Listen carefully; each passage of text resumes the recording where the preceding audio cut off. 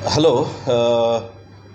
मैं डॉक्टर मागी हूँ। मैं बीजापुर में प्रैक्टिस कर रहा हूँ बहुत सालों से। इससे पहले मेरे वालिद भी प्रैक्टिस कर रहे थे 50-60 साल से। फिर उसके बाद मैं 35-40 ईयर्स से मैं स्टेशन रोड बीजापुर में प्रैक्टिस कर रहा हूँ।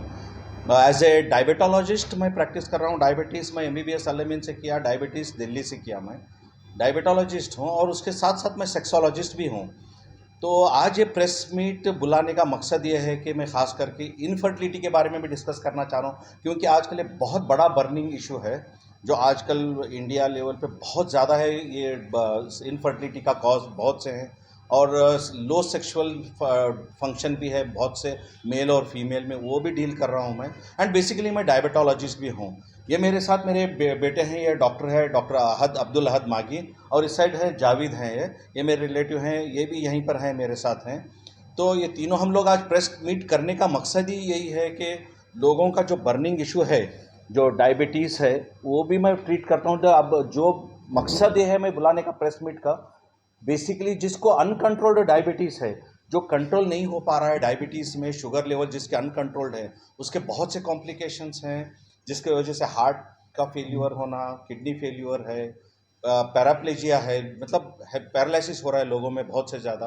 और उसकी वजह से इनफर्टिलिटी भी है और सेक्सुअल डिसफंक्शन भी है।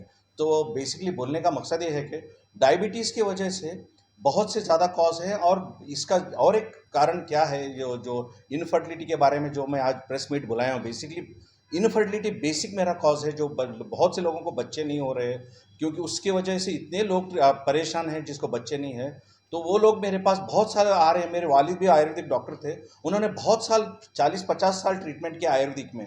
तो उसके बाद मैं जब डायबिटीज़ प्रैक्टिस कर रहा था, मुझे भी लगा, जब वालिद मेरे गुजर गए 8-10 साल पहले, तो वालिद के पास मैं आयुर्वेदिक ट्रीटमेंट सीख चुका हूँ। एक्चुअली बेसिकली मैं डायबिटोलॉजिस्ट हूँ जो एलोपैथी में प्रैक्टिस करता हूँ। ये आयुर्वेदिक ट्रीटमेंट दे रहा हूँ इनफर्टिलिटी के बारे में, जो जिसको बच्चे नहीं है इनफर्टिलिटी में, तो वो ट्रीटमेंट दे रहा हूँ। इसीलिए मैं आज प्रेस मीट बुलाया हूँ। जिसको भी बच्चे नहीं है इनफर्टिलिटी में, जो भी डॉक्टर के पास ट्रीटमेंट करा रहे हैं, उसको ट्रीटमेंट पूरा करो आप। जब डॉक्टर बोलते हैं कि आपको ये बच्चे नहीं हो रहे PCOS या PCOD से, तो जब आप लाखों से पैसा IVF जानने से पहले, आप मेरे बीजापुर में मेरा मोबाइल नंबर है 9448210446। मैं स्टेशन रोड पे प्रैक्टिस कर रहा हूँ बीजापुर में। तो आप मुझे कांटेक्ट कर सकते हैं IVF जाने से पहले। तो मैं जब है ना आपको बताऊंगा कि क्या क्या रीज़न है, क्यों बच्चे नहीं हुए, थोड़े इन्वेस्टिगेशन है। वो इन्वेस्टिगेशन करने के बाद आपको मैं बताऊंगा कि क्या रीज़न है, बच्चे क्यों नहीं है। क्यों बच्चे नहीं होने के रीज़न क्या है, फर्स्ट मैं बताता हूँ आपको। डायबिटीज़ है, मोटापा है, इरेगुलर साइकिल्स हैं, या तो मेल्स के अंदर लो स्पर्म काउंट है। लो स्पर्म काउंट थोड़े लोगों को तो बिल्कुल स्पर्म ही नहीं है। और उसका रीज़न क्या है स्पर्म नहीं रहने का? आजकल बहुत से लोग गुटखा खा रहे हैं, तंबाकू खा रहे हैं, तो वो भी रीज़न है। और जंक फूड बहुत से लोग खा रहे हैं, तो उस वजह से ये सब रीज़न है। जो स्पर्म काउंट लो, मेल्स की बात कर रहा हूँ। और फीमेल्स की जो कंडीशंस क्या है, ये भी लड़कियों में जो जो बहुत जंक फूड खा रहे हैं उनकी भी डायबिटीज़ है। या तो सेडेंट्री लाइफस्टाइल है, जो घर में बैठ के काम कर रहे हैं, वॉकिंग नहीं कर रहे हैं बिल्कुल, और बहुत ज़्यादा खाना खा रहे हैं, मोटापा की वजह से। ये सब रीज़न है जो PCOD, PCOS और लो स्पर्म काउंट के लिए। तो मैं अभी उनको, जो भी लोग मुझे क्वेश्चन पूछना चाहते हैं, क्वेश्चन पूछो। जो ये इनफर्टिलिटी के होंगे, या सेक्स के बारे में होंगे, या तो डायबिटीज़ के बारे में होंगे, तो मैं उसका आंसर करने के लिए तैयार ये जो हूँ। बच्चा पैदा होता है सब साइकोलॉजिकल ज्यादा है, फिजिकल कम है, क्या नहीं, कितनी सच है? ये बच्चा नहीं होने का रीज़न साइकोलॉजिकल बिल्कुल नहीं है। ये फिजिकल रीज़न ही है जिसकी वजह से बच्चे नहीं हो रहे हैं। मेन बच्चे नहीं होने का रीज़न क्या है, मैं अभी जस्ट वही बता रहा था कि जिसके औरतों में मोटापा ज़्यादा है, इसको PCOS या PCOD बोलते हैं। PCOS polycystic Orion syndrome, polycystic Orion disease है। तो उसके वजह से बच्चे नहीं हो रहे हैं। तो इनकी क्या है रीज़न, मतलब इनको साइकिल्स इरेगुलर हैं, इनका मोटापा है। तो जो भी ये लोग मेरे पास इनफर्टिलिटी के आ रहे हैं, पहले इनकी मैं साइकिल्स रेगुलर करता हूँ, फिर उसके बाद सोचता हूँ कि इनका इलाज क्या करना है। तो सक्सेस रेट भी बहुत है मेरा। आप पूछेंगे सक्सेस रेट कितना है मेरा, तो ये मेरे बहुत से सक्सेस रेट है। बहुत से लोगों को मेरे वालिद दे रहे थे 40-50 साल से, मैं जब से दे रहा हूँ, तो बहुत से लोगों को बच्चे भी हो चुके हैं। और जो 70-80% सक्सेस रेट है मेरी दवाई से। मेडिकल फील्ड से लोग कोई बाबा ऐसा वैसा उनके पास उन जाते हैं, लेकिन इससे भरोसा उठ चुका होता है कि बच्चे हैं। उस पर आप नहीं, ये देखो बाबा ये लोगों का क्या है, इलाज नहीं है, कुछ नहीं है। मेरा जो है साइंटिफिक इलाज है। मैं जो ये इनफर्टिलिटी की कर रहा हूँ, साइंटिफिक इलाज है। ये एलोपैथी और आयुर्वेदिक दोनों देता हूँ मैं चेक करने के बाद। क्योंकि बहुत से लोगों में क्या है, एक तो इंसुलिन ज़्यादा है लड़कियों में, तो उस वजह से साइकिल्स इरेगुलर हैं, या तो इनके प्रोलैक्टिन बोल के वो ज़्यादा है उसके वजह से नहीं, एएमएच ज़्यादा है इस वजह से नहीं है। तो ये सब साइंटिफिक रीज़न है, उसके वजह से बच्चे नहीं हो रहे हैं, ये जो नहीं होने का। और बाबा के पास जा रहे हैं क्योंकि लोग थक जाते हैं, जब कहीं नहीं हो रहा तो रास्ता ढूंढते हैं कि चलो अब ये बाबा का एक ही रास्ता है तो यहीं पर हो जाएगा। तो एक आदमी जब आदमी थक हार जाता है तो कहीं पर इलाज ढूंढने की कोशिश करता है।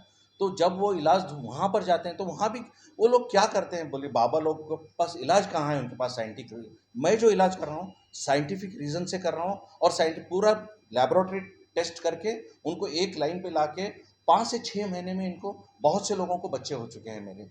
तो जो भी हैं, आपको मेरी रिक्वेस्ट है सबको, जो भी बच्चे नहीं है आप मुझे कांटेक्ट करो। आईवीआईएफ जाने से पहले मेरे पास आइए।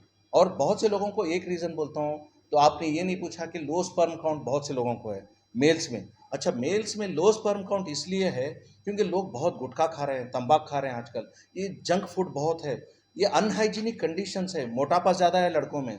तो उससे क्या हो रहा है कि सेक्स की कमी है और उसके बाद स्पर्म की कमी है। तो वो भी मैं करेक्शन करता हूँ, जिस जिस आदमी में स्पर्म की लो स्पर्म काउंट है वो भी करेक्ट करता हूँ मैं। तो वो करने के लिए मुझे 4 से 5 महीने लगते हैं। स्पर्म काउंट करेक्शन करने के बाद ही ये फर्टिलिटी के चांसेस बहुत ज़्यादा हैं। सर ये जो है ये वगैरह है हाँ, एज देखो, मैं करेक्ट पूछा आपने, एज के बारे में बहुत अच्छा सवाल पूछा। मेल्स में कोई एज नहीं है, मेल्स में स्पर्म है फॉरएवर। बहुत से लोगों में एज के हिसाब से स्पर्म कम होता है, मगर लेडीज में जब तक मेंस्ट्रुअल साइकिल है, पीरियड्स हैं, तो उस दौरान ओवरी से एग निकलता है, तो उसी दौरान प्रेगनेंसी होने के चांसेस ज़्यादा हैं। अगर पीरियड्स बंद हो गए तो उसके बाद बच्चे होने के चांसेस बिल्कुल बिल्कुल नहीं है।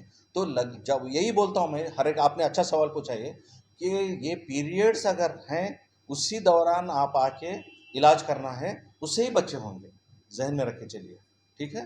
जो के 10-12 साल हो गए बिल्कुल बच्चे जो होते हैं उनका भी इलाज है हाँ, 10-12 साल क्या, 14 साल, 18 साल, पीरियड अगर 38-42 ईयर्स भी है, जिसको 12 साल 15, मेरे पास जो रिपोर्ट्स हैं 15 या 18 साल तक भी बच्चे नहीं हुए थे, उनको भी बच्चे हो गए हैं।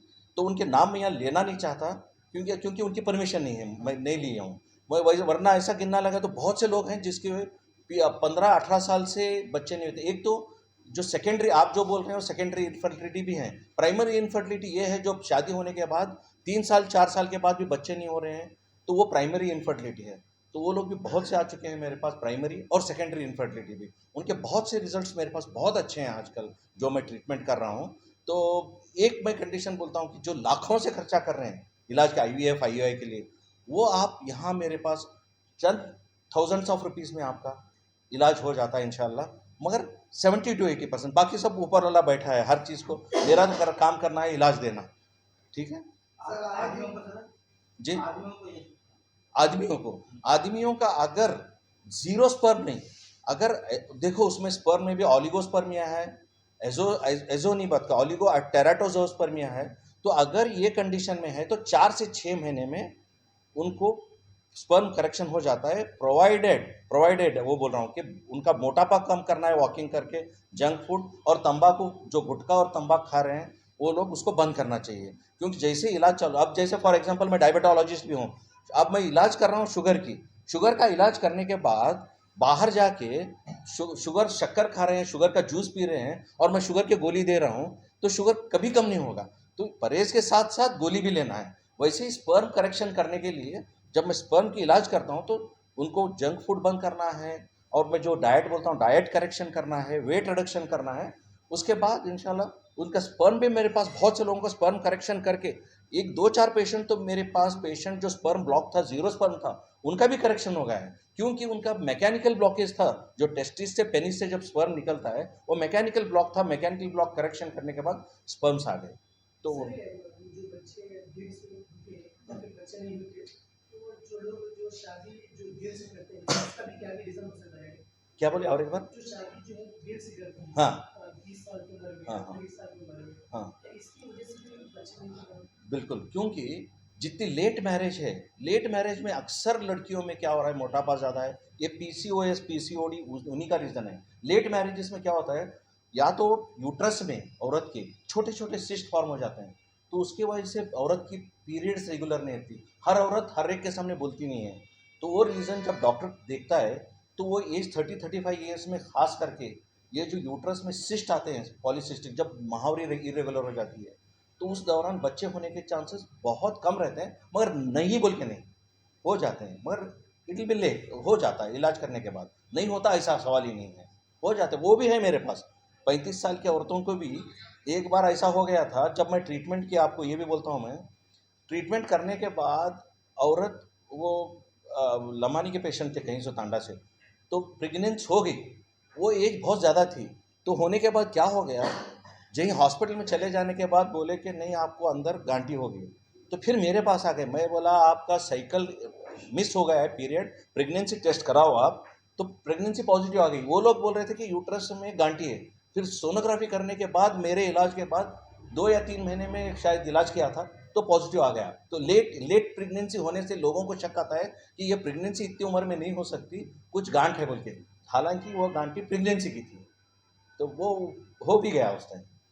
और बहुत सी महिला ऐसा देखने को मिलता है सर, जिनको जो है अमल रहता है, लेकिन जो है वो सक्सेसफुल नहीं होता है, फेलियर ज़्यादा होता है। हाँ, तो वो देखो फेल्यूर होने का रीज़न ये है, सक्सेस क्यों होता है, देखो एक रीज़न है इक्टोपिक प्रेगनेंसी है, जो ओवरीज और जब स्पर्म मिलता है यूट्रस पे आके मिलने के बाद प्रेगनेंसी होती है। कभी कभी क्या हो जाता है, स्पर्म फेलोपियन ट्यूब में चले जाता है, जो वहाँ प्रेगनेंसी होने के बाद तो वो फेल्योर बहुत ज़्यादा हो जाते हैं, तो उस वजह से फेल्योर हो जाता है। तो इसीलिए क्या करते हैं हम लोग, जैसे ही प्रेगनेंसी होती है ब्लड टेस्ट करते हैं कि ब्लड ग्रुप क्या है इनका, प्रेगनेंसी यूट्रस में हो रही है कि कहाँ हो रही है। इसीलिए क्या करते हैं, जैसे ही प्रेग्नेंट हो जाता है फर्स्ट, तो उसके बाद बोलते हैं कि रेडियोलॉजिस्ट पास जाके आप एक सोनोग्राफी कराओ, तो सोनोग्राफी में पता चल जाता है कि प्रेगनेंसी हो रही है या नहीं है, ये बच्चा हो रहा है, डेवलप हो रहा है कि नहीं हो रहा है।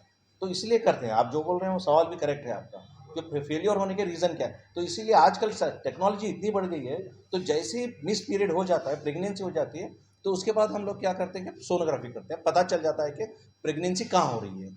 और आए दिन सब बुजुर्गों से लेकर नौजवानों में और बच्चों में जो शुगर की बीमारी, डायबिटीज की ज़्यादातर बढ़ रही है, इसकी क्या वजह है सर? जी, ये देखो डायबिटीज़ बच्चों में आ रहा है, ये हेरिडिटी है माँ बाप की, एकदम बच्चे टाइप 1 डायबिटीज़ बोलते हैं। अगर टाइप 1 डायबिटीज़ है तो हेरिडिटी है, बच्चों में आ रही है। अगर टाइप 2 डायबिटीज़ है जो बड़ों में आ रही है, जैसे आप कह रहे हैं, टाइप 2 डायबिटीज़ आने के वास्ते रीज़न क्या है, सेडेंटरी लाइफस्टाइल। पहले जो हम लोग, वॉकिंग नहीं है बिल्कुल, कंप्यूटराइज्ड वर्ल्ड है, जो आजकल बैठ के काम कर रहे हैं 12-12 18 घंटे, तो उसकी वजह से क्या हो रहा है कि बहुत से लोगों को बच्चे नहीं हो रहे हैं, और डायबिटीज़ भी हो रही है उसकी वजह से, सेडेंटरी लाइफस्टाइल है। उसके बाद मोटापन है, बहुत ज़्यादा मोटापन है, उसकी वजह से भी डायबिटीज़ आ रही है, और स्ट्रेस लेवल ज़्यादा है। ये जो भी है दिमाग का स्ट्रेस जिसको ज़्यादा है, स्ट्रेस हर चीज़ बंदे को खराब कर रहा है। स्ट्रेस जिसको ज़्यादा है उनको शुगर भी आ रही है, उनको मोटापन भी आ रहा है, उनको इनफर्टिलिटी भी आ रही है। ये जो जो आप पूछ रहे हैं ना, ये डायबिटीज़ क्यों ज़्यादा हो रही है, आजकल क्यों बढ़ रही है, क्योंकि पहले हमारे वालिद के ज़माने में क्यों नहीं ठीक थे। वो ज़माने में क्या था, ये वर्क फ्रॉम होम का कल्चर नहीं था। आज जब, और वो लोग ऑफिस में जाके काम करते थे। आजकल क्या हो रहा है कि ऑफ वर्क फ्रॉम होम का कल्चर आ गया है, और वर्क फ्रॉम होम कल्चर आने के बाद लोग घर में औरतें खाना भी नहीं बना रहे हैं, वहाँ से ऑर्डर करके खाना मंगा रहे हैं घर में बैठे। तो ये रीज़न है कि शुगर बढ़ने का रीज़न है बेसिकली लाइफस्टाइल, फूड हैबिट्स और स्ट्रेस, ये 3 रीज़न है डायबिटीज़ होने के रीजंस। जो डायबिटीज के पेशेंट्स हैं उनके लिए परहेज क्या क्या है सर? सो शुगर कम करने के लिए first first and foremost, diabetes patients को मैं ये बोलता हूँ कि डॉक्टर आपको थर्ड लाइन रखो। फर्स्ट लाइन आप वॉकिंग, फर्स्ट वॉकिंग, फिर डाइट, फिर डॉक्टर।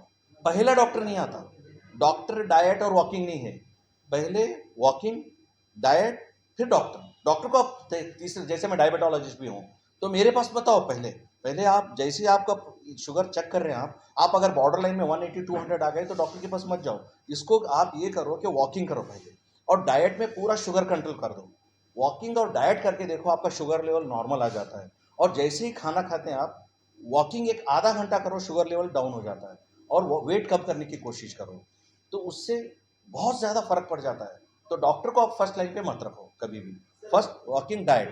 जो बच्चों की बहुत लोग जो है परेशान रहते हैं, पूरे देश में कोई दुनिया में हाँ जो औलाद नहीं हाँ, तो वही तो बोलने आया हूँ आज का प्रेस कॉन्फ्रेंस आपका।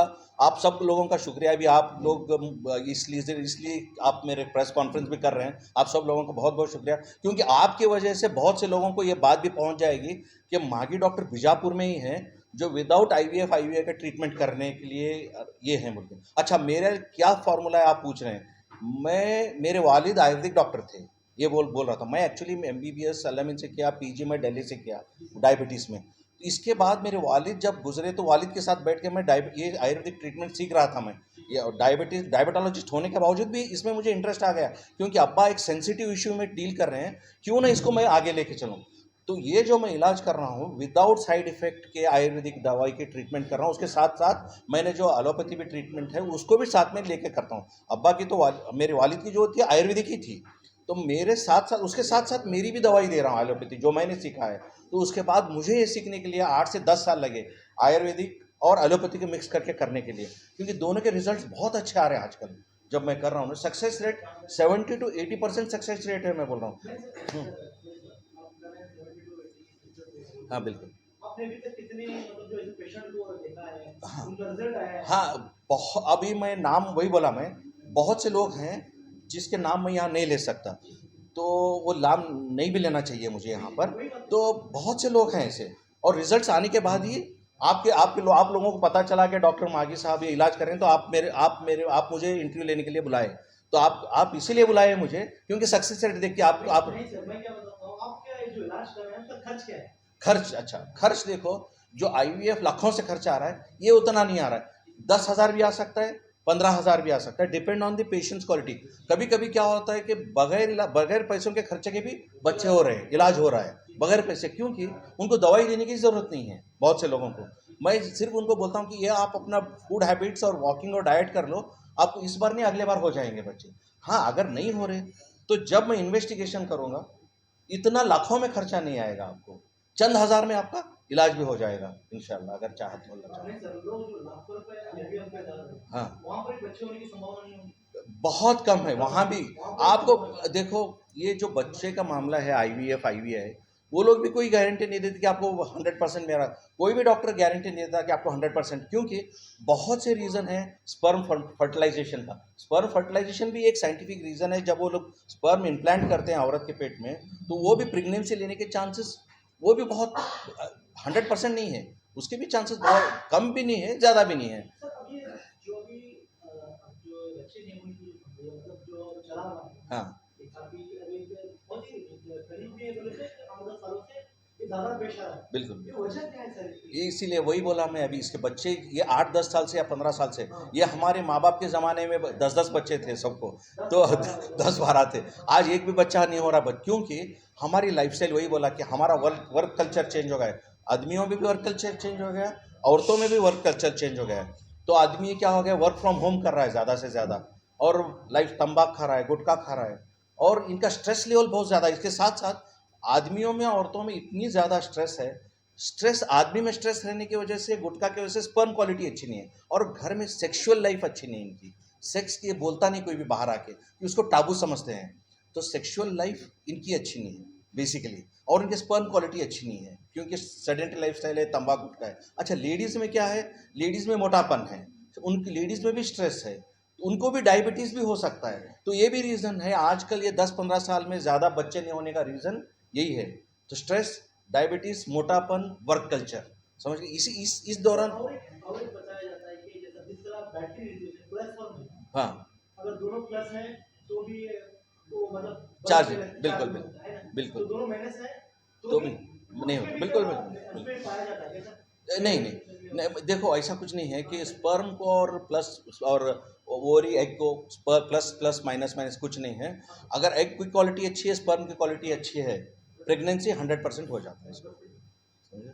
सर शादी होने के बाद जो है मर्द हजरात जो है अगर बच्चे नहीं हुए तो अपनी औरतों को सुविधा बनाते हैं। हाँ, यस, ये जो तुम सवाल पूछे बहुत बहुत करेक्ट। ये मैं बहुत से लोगों में देखा हूँ कि जब भी औरत को बच्चे नहीं हो रहे तो हर सास अपनी बहू को ही कोसती है कि जिम्मेदार जमाती कि औरत में ही प्रॉब्लम है। ऐसा कुछ नहीं है। मैं बार बार इसकी वजह से घर भी बर्बाद हो रहे हैं। और जो आपने मुझे बुलाया यहाँ पर, बहुत अच्छा नेक काम कर रहे हैं, आपको इसका सवाब भी मिलता है, क्योंकि आपकी इसके न्यूज़ चैनल के माध्यम से अगर कोई पेशेंट भी आ रहा है, उनको बच्चे भी हो गए, डॉक्टर मागी से ज़्यादा आप लोगों को दुआ देंगे ये, क्योंकि आपके थ्रू किसी और को पता चल रहा है, जिसको अगर समझो 2 लोगों को भी पता चला, 2 लोगों को बच्चे हो गए इस न्यूज़ चैनल्स के थ्रू, तो वो भी उसका सवाब आप लोगों, क्योंकि घर बहुत से बिगड़ रहे हैं, बहुत से तलाक भी हो रहे हैं ना हक के, क्योंकि औरत सिर्फ औरत एक ही रीज़न नहीं है, जैसा प्लस प्लस माइनस माइनस बोले अभी साहब। तो ऐसा क्या हो रहा है, सिर्फ एक औरत में बच्चे नहीं होने का रीज़न नहीं है, मर्द में भी रीज़न है। तो जब भी बच्चे नहीं हो रहे तो दोनों के घर वाले बैठ के दोनों को ज़रूर चेक कराएं, ना कि एक दूसरे में बदनाम करके घर तोड़ने की काम न करें। तो लड़की को जब है तो लड़की को चेक कराओ, उसका इलाज है। अगर लड़के में है तो लड़के का इलाज कराओ, क्योंकि लड़के का, मैं वही बोल रहा हूँ, लड़के में भी हो सकता है, 50-50% चांसेस वैसे भी हैं, क्योंकि तंबाकू गुटखा अगर लड़का खा रहा है, वेट ज़्यादा है, बैठ के काम कर रहा है, तो हो सकता है। और बैठने से क्या हो रहा है मालूम है, और एक रीज़न बोलता हूँ आपको, बोलना ये साइंस का रीज़न बोल रहा हूँ आपको। जब आदमी कंप्यूटर पे 12 घंटे बैठ रहा है तो टेस्टिस जो नीचे है, तो उसमें अंडाकोश नीचे जो टेस्टिस है, उसमें गर्म रहने की वजह से स्पर्म पैदा नहीं हो रहे हैं, बैठ बैठ के नीचे। तो स्पर्म नहीं पैदा होने की वजह से स्पर्म की क्वालिटी ख़राब हो रही है, तो बच्चे नहीं हो रहे हैं। तो ये समझना ज़रूरी है कि बच्चे नहीं होने का रीज़न लड़के में भी हो सकता है, सिर्फ लड़की नहीं, लड़की को दोष देना गलत है, सिर्फ दोनों इक्वली जिम्मेदार हो सकते हैं। अभी जो आपका ट्रीटमेंट है, हाँ, आयुर्वेदिक करेंगे या एलोपैथिक, किस तरह का आयुर्वेदिक? अभी जब पेशेंट आता है तो मैं बेसिकली आज जो बोल रहा हूँ, तो आयुर्वेदिक जो वालिद दे रहे थे उससे और एलोपैथी मिला के सक्सेस रेट बहुत ज़्यादा है आयुर्वेदिक का। आयुर्वेदिक में है मतलब ट्रीटमेंट में, मतलब जो मेडिसिन जो- दे मैं रहे हैं वो हाँ, टैबलेट्स हैं, किस क्या तरह नहीं, अभी जो आयुर्वेदिक की मेडिसिन दे रहा हूँ टैबलेट्स के फॉर्म में देता हूँ, कभी पाउडर फॉर्म में भी देता हूँ।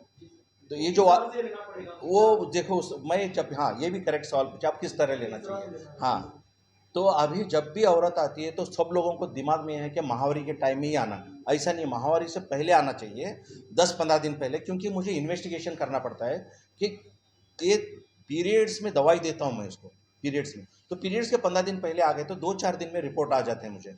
तो पीरियड्स में मुझे क्या 3 दिन दवाई देता हूँ मैं, पीरियड्स के दौरान 3 दिन दवाई देता हूँ, फर्स्ट 3 डेज। तो बहुत इंपॉर्टेंट दवाई है फर्स्ट डे। क्यों फर्स्ट डे देता हूँ, क्योंकि 10वें दिन से एग लिबरेट होने स्टार्ट हो जाता है औरत के पेट में। 10 दिन से 20 दिन के अंदर हम बोलते हैं दैट इज दी पीरियड जहाँ पर प्रेगनेंसी होने के चांसेस हैं। तो जब भी आते हैं ना, तो पीरियड नहीं, पीरियड से पहले आना बहुत ज़रूरी है, क्योंकि मैं इन्वेस्टिगेशन करता हूँ और आदमी को भी चेक इसलिए करता हूँ कि हाँ, ये भी मैं आपको बोलता हूँ, आपने पूछा कि कब आना है और क्या दवाई, दवाई तो आयुर्वेदिक दे रहा हूँ वालिद की मैं, साथ में एलोपैथी की थोड़ी एडप्ट कर रहा हूँ मेरे तरफ से। अब आने का आपने पूछा औरत कब आना है, औरत माहवारी से पहले 10-15 दिन पहले। आदमी आने से पहले 3 दिन सेक्सुअल इंटरकोर्स नहीं रहना चाहिए, क्योंकि स्पर्म का मुझे करेक्ट डायग्नोस मिलता है कि स्पर्म की क्वालिटी क्या है, क्वांटिटी क्या है, वरना पूरा डायरेक्शन ही चेंज होता है।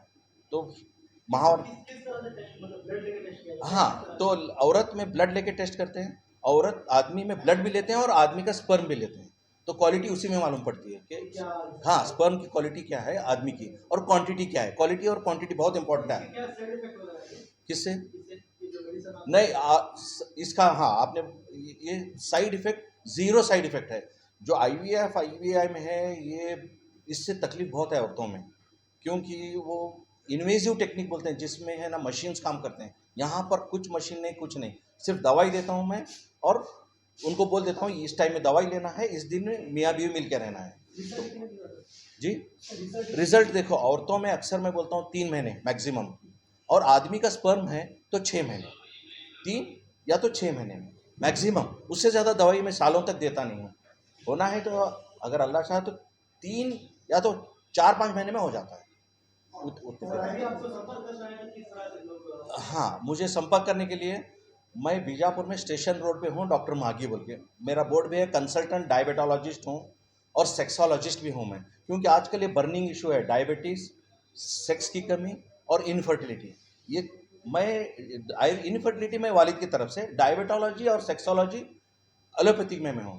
तो ये दोनों भी, और मुझे कांटेक्ट करने के लिए बीजापुर में मैं स्टेशन रोड पे हूँ, डॉक्टर मागी बोल के, और मेरा मोबाइल नंबर है 9448210446, उस पर मुझे डायरेक्ट कांटेक्ट कर सकते हैं। बिल्कुल कांटेक्ट, और मैं हर पेशेंट को भी कॉल रिसीव करता हूँ और गाइड भी करता हूँ मैं। ऐसा नहीं कि मुझे कंसल्टेशन देने के बाद गाइड करता है, ऐसा नहीं है। मुझे कांटेक्ट करने के बाद पूछ के मैं उनको अपॉइंटमेंट देके उनको बुला लेता हूँ मैं। तो सर आज जो शुगर के मरीज हैं, जो शुगर उनको बढ़ रही है, तो कई डॉक्टर जो है और उनको जो है टैबलेट्स देते हैं, तो कोई डॉक्टर जो है उनके लिए इंसुलिन देते हैं। हाँ। तो इंसुलिन से कोई उनको इफेक्ट हो सकता है या इंसुलिन से भी मैं बोलता हूँ टैबलेट और इंसुलिन, तो इंसुलिन से भी मैं बोलता हूँ आपको इंसुलिन को साइड इफेक्ट भी है और टैबलेट को भी साइड इफेक्ट है, वो मरीज देख के हम लोग उसको ट्रीटमेंट करते हैं। और थैंक यू।